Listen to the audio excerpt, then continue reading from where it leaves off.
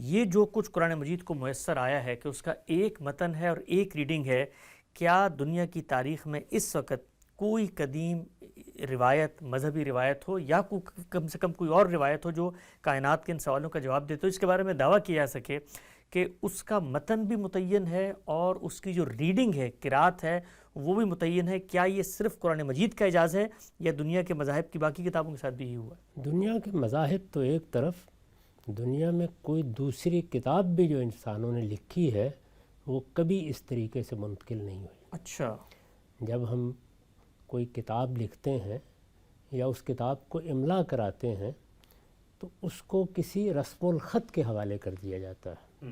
وہ انگریزی زبان میں ہو سکتی ہے، وہ عربی زبان میں ہو سکتی ہے، جس زمانے کی کتاب ہوگی اس کے رسم الخط میں اس کو لکھا جائے گا۔ ٹھیک۔ اس وقت بھی ہم اردو زبان میں جو کتابیں لکھ رہے ہیں یا انگریزی زبان میں لکھ رہے ہیں یا عربی زبان میں لکھ رہے ہیں، وہ اسی طریقے سے جو ان زبانوں کے رسم الخط رائج ہیں ان کے حوالے کر دی جاتی ہیں۔ ٹھیک۔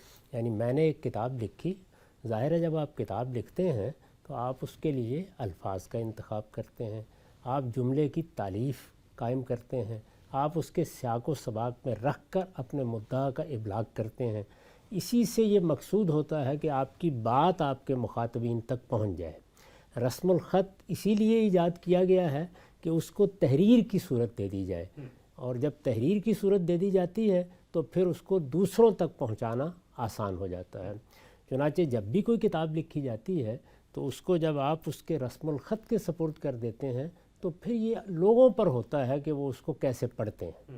اس میں بالعموم لوگ غلطی نہیں کرتے، لیکن اس کا امکان ہوتا ہے کہ کسی جگہ اونچ نیچ ہو جائے، کہیں اوقاف کو سمجھنے میں غلطی ہو جائے، کہیں کسی جملے میں کیا بات کس طریقے سے کہی گئی ہے اس کو ٹھیک طرح سے اندازہ نہ کیا جا سکے۔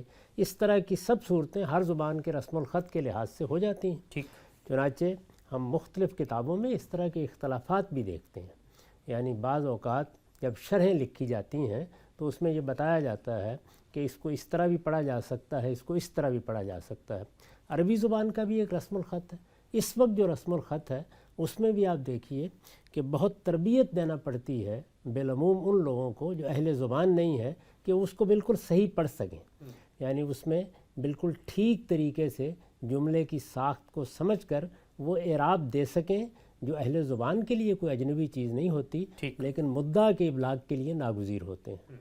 قرآن مجید کے باب میں اللہ تعالیٰ کا یہ بڑا خصوصی اہتمام ہے کہ اس نے ان دونوں چیزوں کو پیش نظر رکھا۔ یعنی جب قرآن نازل ہوا، رسالت بآب صلی اللہ علیہ وسلم نے اس کو لکھوایا تو لوگوں نے جو رسم الخط میسر تھا اس کے مطابق اس کو لکھنا شروع کر دیا۔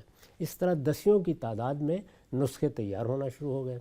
پھر اس کے ساتھ ایک دوسرا اہتمام یہ کیا گیا کہ لوگ اس کو یاد کریں، اور اس طرح مصنف نے جس طریقے سے اس کو پڑھا ہے، یعنی اللہ تعالیٰ نے اس کو جبریل امین کے سپرد کیا ہے تو قرات کر کے سپرد کیا ہے، اور جبریل امین نے رسول اللہ صلی اللہ علیہ وسلم کے سپرد کیا ہے تو قرات کر کے سپرد کیا ہے۔ رسالت مآب صلی اللہ علیہ وسلم نے اس کو جب لوگوں کو سنایا تو جس طرح آپ نے سنایا گویا مستند طریقے سے جیسے پڑھا، لوگوں نے اس کو اسی طرح سے یاد کر لیا۔ ان دونوں چیزوں کو سامنے رکھ کے کم و بیش نصف صدی تک قرآن منتقل ہوتا رہا۔ یہ ہم جانتے ہیں کہ اس میں جو نسخے لکھے جاتے تھے وہ جو عربی زبان کا اس وقت رسم الخط تھا اس کے لحاظ سے لکھ لیے جاتے تھے۔ اس کو پڑھنے میں کسی اختلاف کی کوئی گنجائش باقی نہیں رہی، اس لیے کہ جو ارضا اخیرہ کی قرات تھی اس کے مطابق لوگ اس کو پڑھتے تھے۔ پھر مختلف مجالس میں اپنی اگلی نسل کو بھی پڑھاتے تھے، یعنی اس کی باقاعدہ تعلیم دی جاتی تھی۔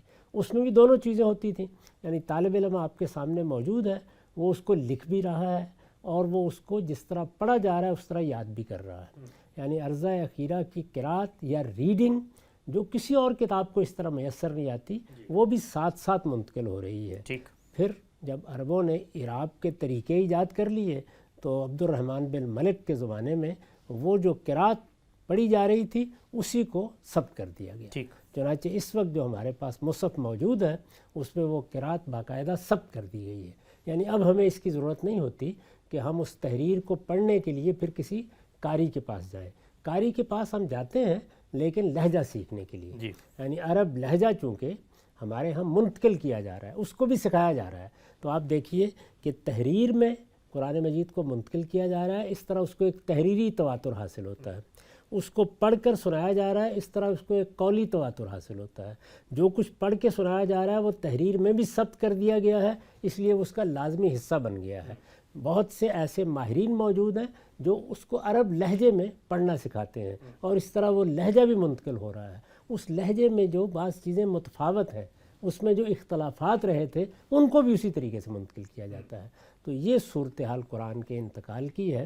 اس کا مطلب یہ ہے کہ اللہ تعالیٰ نے ایسا اہتمام کر دیا ہے کہ وہ چونکہ میزان ہے، وہ فرقان ہے، وہ خدا کی حتمی حجت ہے، سب فیصلے اس کو سنانے ہیں، تو اس کے متن کے بارے میں کوئی بحث باقی نہ رہے۔ سبحان اللہ۔ اچھا غم صاحب، ایک بہت اس میں دلچسپ نقطہ ہے، مثال کے طور پہ آج کے دور میں بالفرض اگر کوئی اس طرح کا معاملہ کیا جاتا تو جو کچھ سائنس، ٹیکنالوجی، ذرائع اس وقت موجود ہیں، مثلا آپ ایک پرنٹنگ پریس میں بیک وقت لاکھوں کی تعداد میں، کروڑوں کی تعداد میں کاپیز چھاپ سکتے ہیں، اس کو شائع و ضائع کر سکتے ہیں۔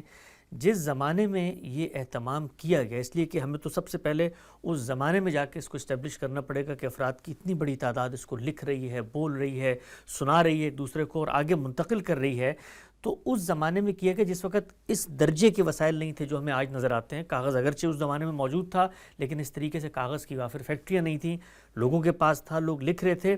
یہ کتنی غیر معمولی بات ہے کہ ہم دنیا کو یہ بتا سکتے ہیں کہ یہ جو اہتمام تمہیں آج نظر آ رہا ہے یہ کوئی ابھی پچھلے 100، 200، 300 سال میں نہیں ہوا، بلکہ یہ 1400 سال پہلے اس وقت جو ایک پریمیٹو قسم کی قبائلی ریاست موجود تھی اور دنیا بھر میں یہی صورتحال تھی، اس زمانے میں خدا کے اس معجز کلام کو محفوظ کرنے کا اتنا اہتمام ہوا کہ اس زمانے میں واپس جا کے جس کے بارے میں ہم تصور بھی نہیں کر سکتے۔ اس زمانے میں تصور نہیں کر سکتے، اس کے بعد بھی صدیوں تک اس کا تصور نہیں کیا جا سکتا تھا۔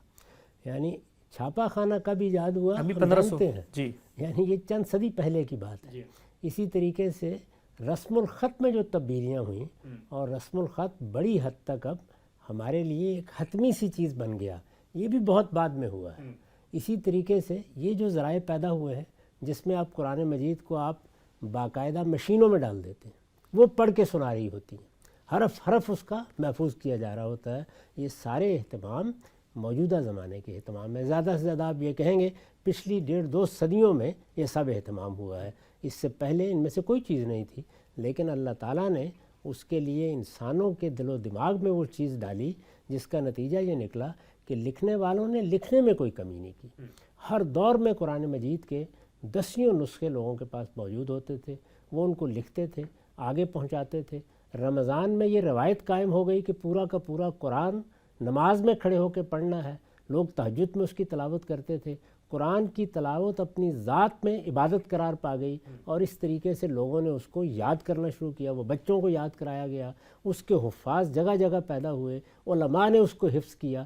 تو اس طریقے سے جو تینوں چیزیں ہو سکتی تھیں، یعنی لب و لہجہ بھی منتقل کیا جائے، اس کی ریڈنگ یا قرات بھی منتقل کی جائے، اور اس کے الفاظ جس طریقے سے لکھے جا سکتے ہیں وہ تحریری طور پر بھی منتقل ہوں، تو تحریری تواتر بھی اس کے متن کو حاصل ہوا، قولی تواتر بھی اس کے متن کو حاصل ہوا، اور اس سے آگے بڑھ کر اس کے لہجے، پڑھنے کے طریقوں کو بھی اسی تواتر کے ساتھ منتقل کر دیا۔